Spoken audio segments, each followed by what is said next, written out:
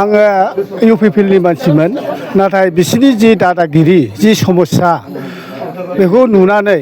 आंनि गोसोआ गोजोननाय मोनाखिसै आरो बिसोरजों थाफानाय माने गरिबसो जालांनाय गासिबो दा जेनेबा नाय साननानै नाय नों मोनसे बिजनेसबो गेलेनो हाला माबा मोनसे खामानिबो मावनो हाला सबखौनो बिसोरो उपद्रुग जार जন্য आं दा इउपिपिएलनिफ्राय आं बिपिएफआव हाबबाय आरो जेसेबां थागोन प्रमद बर'नि आमोलाव जुदि थाबाय थायोब्ला बे संसारखौ बेयाव गरिबसो खालामलांजोबगोन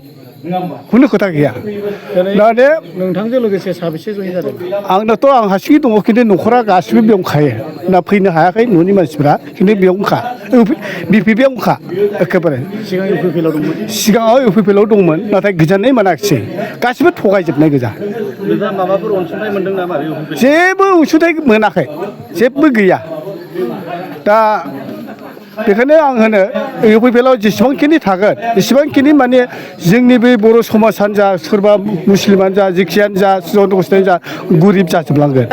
जोंना बिपिएफ दोलो दंनाय समाव बर'फ्राबो बेसेबां माने डेभेलप जाबोदोंमोन आरो कत' जन'गस्थि बांगालफ्राबो डेभेलप जाबोदोंमोन बिजनेस गेलेनायाव खुनु हेंथा होआमोन खुनु डिस्टार्ब गैयामोन हमामोन दानिया मानो हमो मा बे पाब्लिकफ्रा बिजनेसबो गेलेनो हायाबा माजों थांना थानांगौ बिसोरो आंनि मुङा बुमसोरां बसुमतारी गामिनि नामा आंना 2 नं गलादाङि समस्ति जमदुवार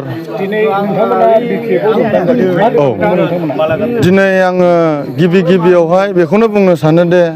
गिबियाव आङो बिजेपिआव दङमोन बिजेपि पार्टियाव बिजेपि पार्टिनि आङो खामानि मावबोदोंमोन नाथाय दिनैसिम बिजेपि पार्टिया आंखौहाय जेबो माबा खालामासै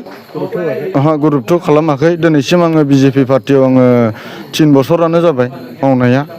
खिन्थु दिनैसिम आंखौ जेबो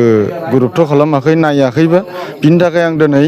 बिपिएफ पार्टियाव आङो जयनिं लाबाय नोंथांजों लोगोसे साबेसे फैगोन आंजों लोगोसे जोङो 7 जन दङ बेबायदि गैया जेबो गैया बेफोरबायदि खुनु खोथा गैया डाइरेक्ट बिजेपिनिफ्राय जों गोसो जानानै फैखादों डाइरेक्ट जोङो बिपिएफ पार्टियावनो बिपिएफ दोलोआवनो जोङो गोसोबायदि जों मावफिनगोन होननानै आं बेखौनो बुंनो सानो बिनो जोंनि सरखार दागोन होननानैहाय आं बिजेपिखौ आं नागारनानै फैखाबाय